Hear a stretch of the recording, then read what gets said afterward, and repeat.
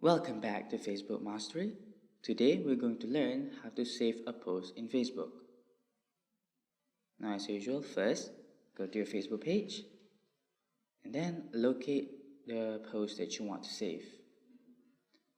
Now in my case, I'll just take a random post from NVIDIA. Here, let's just find a post to save. Let's say you want to save this post right here.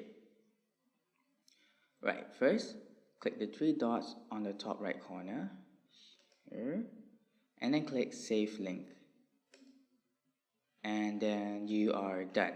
That's about it. Now go back to your Facebook page.